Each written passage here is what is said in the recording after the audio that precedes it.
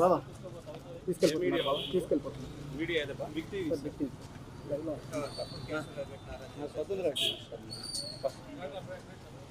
SI గారు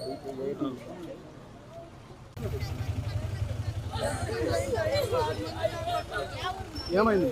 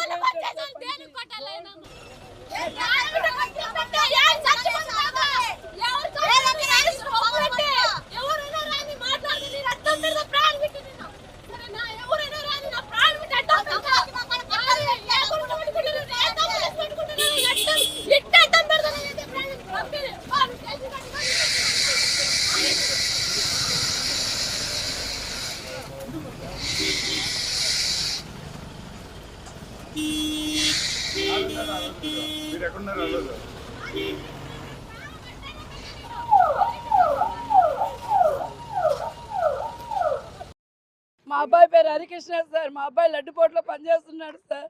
ఆ రోజే వచ్చాడు సార్. కిందకి వెళ్ళి తినాలంటే వాళ్ళ ఫ్రెండ్తో పాటు అటు గోగారిపోయి వెళ్ళారు సార్. ఏదో చిన్న దెబ్బలాట వచ్చి కొట్టారండి సార్. అక్కడ తీసుకొచ్చి ఇక్కడ తీసుకొచ్చి ఈ జాబ్లో దీంట్లో వేసేసారు సార్. దీంట్లో వేసి అబ్బాయిని 1 నెల రిమాండ్ చేయించేసారు సార్. అది ఏం లేదు సార్. వేరే వాళ్ళు తాగుతూ ఉంటే వాళ్ళు కూడా పోతా ఉంటే కొట్టుకున్నారు సార్. అంతే సార్, ఇంకేమీ లేదు. ఇప్పుడు ఎవరో నాని రచ్చంట సార్. నాని గొడవలో నా కొడుకునే వేశారు సార్. నా కొడుకు సంబంధం లేదు సార్.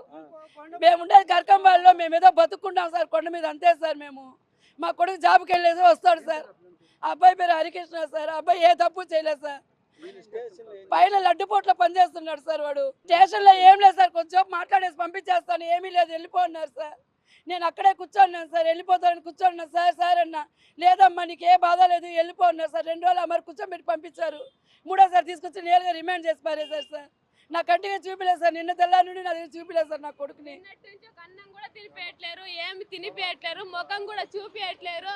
అది మేము కొట్టినామా, చంపినామా, మర్డర్ కేసు చేసినామా, మా కూలి పని మేము చేసుకొని తింటున్నాక దేని గురించి వచ్చి కొట్టినారు. 2 పట్టుకొచ్చారు మా ఇంట్లో.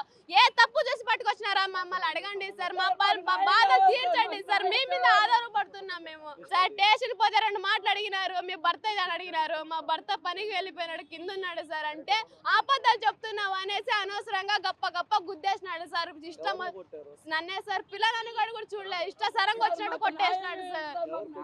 సిఏ సార్ కొండపైన సార్. ముసలోడు లెక్క ఉంటాడు సార్. అతనే సార్ నన్ను కొట్టింది.